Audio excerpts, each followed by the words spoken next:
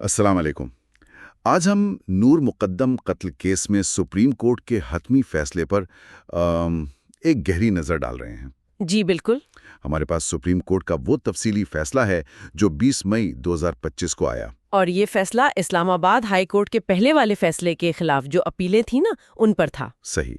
تو آج کا مقصد صرف یہ نہیں کہ فیصلہ کیا تھا، بلکہ یہ سمجھنا ہے کہ عدالت اس نتیجے تک پہنچی کیسے۔ بالکل، خاص طور پر استغاثہ کا کیس کیا تھا، ظاہر جعفر نے اپنا دفاع کیسے کیا، اور سب سے اہم وہ ڈیجیٹل شواہد۔ ہاں، وہ CCTV فوٹیج والا معاملہ۔ جی، اس کی قانونی حیثیت کیا بنی، اس پر بات کریں گے کیونکہ اس کا کردار بہت مرکزی تھا۔ اچھا، تو تھوڑا سا پیچھے چلتے ہیں۔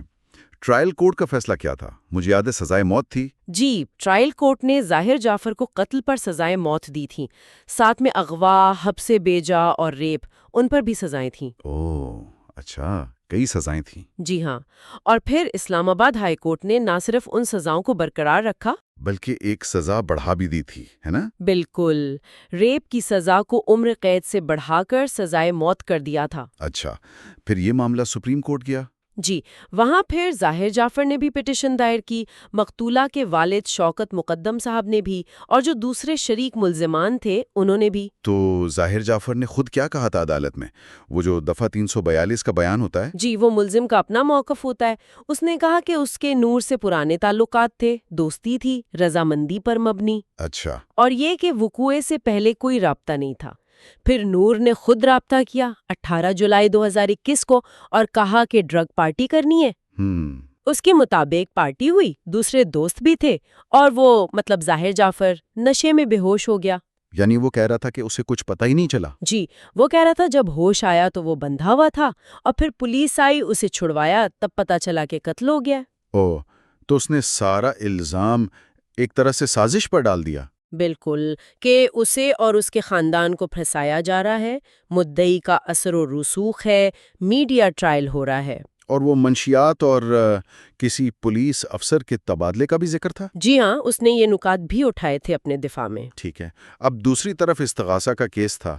آپ نے کہا کوئی چشمدید گواہ نہیں تھا؟ نہیں، کوئی نہیں تھا، سارا کیس جسے کہتے ہیں نا سرکمسٹینشل ایویڈنس پر تھا، یعنی حالات و واقعات پر مبنی شواہد۔ یعنی کڑی سے کڑی ملانا۔ بالکل۔ جیسے قتل ہوا ظاہر جعفر کے گھر پر، لاش وہیں سے ملی، یہ ایک کڑی ہے۔ صحیح۔ پھر وہ CCTV فوٹیج تھی، بہت اہم۔ ہاں، وہ تو کافی وائرل بھی ہوئی تھی۔ جی، پھر PFSA یعنی پنجاب فورینزک سائنس ایجنسی کی رپورٹس تھیں، DNA میچ وغیرہ۔ اچھا۔ اور آلائے قتل یعنی چھری وہ بھی برآمد ہوئی جس پر مقتولہ کا خون تھا۔ تو یہ ساری کڑیاں ملا کر استغاثہ نے اپنا کیس بنایا۔ جی، تو جب یہ سپریم کورٹ پہنچا، ان کے سامنے بڑے قانونی سوالات کیا تھے؟ بنیادی طور پر 3 تھے۔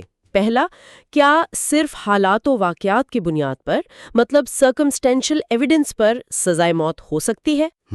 یہ تو بڑا سوال ہے۔ دوسرا، اور یہ بہت ہی اہم تھا، کہ CCTV فوٹیج جیسے ڈیجیٹل ثبوت کی قانونی حیثیت کیا ہے؟ کیا یہ پکا ثبوت ہے؟ ٹھیک ہے۔ اور تیسرا، کیا استغاثہ اپنا کیس ثابت کر پایا ہے؟ اور اگر ہاں، تو پھر سزا کیا ہونی چاہیے؟ اس دوسرے سوال کا جواب تو آگے بہت سے کیسز کے لیے اہم ہوگا نا؟ یقیناً، اور عدالت نے اس پر بہت تفصیل سے بات کی۔ کیا کہا عدالت نے ڈیجیٹل شواہد پر، خاص کر فوٹیج پر؟ دیکھیں، عدالت نے قانون شہادت آرڈر QSO کا حوالہ دیا۔ اس میں 2002 اور پھر بعد میں ترامیم ہوئی ہیں۔ جی۔ ان ترامیم کے تحت ڈیجیٹل ریکارڈنگز کو بنیادی شہادت یعنی پرائمری ایویڈنس مانا گیا ہے۔ یہ فوٹو کاپی یا نقل نہیں، یہ اصل ثبوت ہے۔ لیکن اس کی اصلیت کیسے چیک ہوگی؟ کوئی ٹیمپرنگ تو نہیں ہوئی؟ بالکل یہی سوال تھا۔ اس کے لیے عدالت نے احمد عمر شیخ کیس کا حوالہ دیا اور ایک 2 نقاتی ٹیسٹ بتایا۔ جانچ سے ثابت ہے کہ اس میں کوئی رد و بدل نہیں ہوئی۔ اچھا۔ اس کیس میں فورینزک رپورٹ آئی تھی جس نے کہا کہ فوٹیج اصلی ہے، ٹیمپرنگ نہیں ہوئی، اور چہروں کا موازنہ بھی ٹھیک رہا۔ اور ایک سائلنٹ وٹنس تھیوری کی بھی بات ہوئی تھی، وہ کیا چیز ہے؟ ہاں، وہ بڑا دلچسپ تصور ہے، خاموش گواہ کا نظریہ۔ یہ کہتا ہے کہ اگر ویڈیو ریکارڈنگ خود قابل اعتماد ثابت ہو جائے نا، جی، تو وہ خود ایک گواہ ہے، خاموش گواہ، چاہے کوئی انسان آ کر اس کی گواہی نہ بھی دے۔ اچھا۔ عدالت نے کہا کہ یہ اب دنیا بھر میں مانا جاتا ہے۔ برطانیہ، کینیڈا، امریکہ کی مثالیں دیں۔ اس کیس کی فوٹیج بھی چونکہ خود کار نظام سے بنی تھی، اسے اسی اصول پر قبول کیا گیا۔ تو ان تمام شواہد کو، فوٹیج کو، ڈی این اے کو، حالات کو، سب کو ملا کر عدالت کس نتیجے پر پہنچی؟ مجموعی طور پر سپریم کورٹ نے بھی یہی مانا کہ جرم ظاہر جعفر نے ہی کیا ہے، نچلی عدالتوں کے فیصلے سے اتفاق کیا۔ یعنی شواہد کافی مضبوط تھے؟ جی، وقوع اس کے گھر ہوا، لاش وہیں ملی، فوٹیج میں وہ تشدد کرتا نظر آیا، ڈی این اے سے ریپ ثابت ہوا، آلہ قتل ملا، اور اہم بات یہ کہ وہ اپنی صفائی میں کوئی معقول وجہ نہیں بتا سکا۔ تو پھر فائنل فیصلہ کیا ہوا؟ سزاؤں میں کوئی تبدیلی آئی؟ جی، کچھ تبدیلیاں ہوئیں۔ ظاہر جعفر کی جو قتل کی سزا تھی دفعہ 302 وہ سزائے موت برقرار رہی، لیکن ریپ یعنی دفعہ 376 میں جو ہائی کورٹ نے سزائے موت دی تھی، سپریم کورٹ نے اسے واپس عمر قید کر دیا۔ اچھا، ریپ میں سزا کم ہو گئی؟ جی، اور جو اغوا کا الزام تھا دفعہ 364 اس سے اسے بری کر دیا گیا۔ اوہ، برید بھی ملی ایک الزام میں؟ جی، جبکہ حب سے بیجا دفعہ 342 کی سزا برقرار رہی۔ ٹھیک ہے، اور باقی ملزمان کا کیا بنا؟ اور مدعے کی اپیلوں کا؟ جو شریک ملزمان تھے محمد افتخار اور محمد جان، ان کی سزائیں تو برقرار رہیں، لیکن عدالت نے کہا کہ جتنی قید وہ کاٹ چکے ہیں بس اتنی کافی ہے، انہیں فوراً رہا کرنے کا حکم دیا۔ اچھا، اور مدعی شوکت مقدم صاحب کی جو اپیلیں تھیں کہ سزائیں بڑھائی جائیں یا کسی کی بریت ختم ہو، وہ مسترد کر دی گئیں۔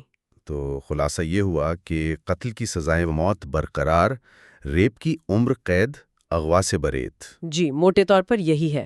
لیکن شاید سب سے دور رس بات اس فیصلے میں ڈیجیٹل شواہد کی قانونی حیثیت کا پکا ہونا ہے۔ بالکل، یہ فیصلہ صرف اس کیس کا نہیں، یہ پاکستان کے عدالتی نظام میں ٹیکنالوجی کے کردار کے لیے ایک سنگ میل ہے۔ صحیح۔ اور یہ ہمیں سوچنے پر مجبور کرتا ہے کہ مستقبل میں جیسے جیسے ٹیکنالوجی اور آگے جائے گی، وہ انصاف تک رسائی اور جرائم کی تفتیش کو کیسے بدلے گی؟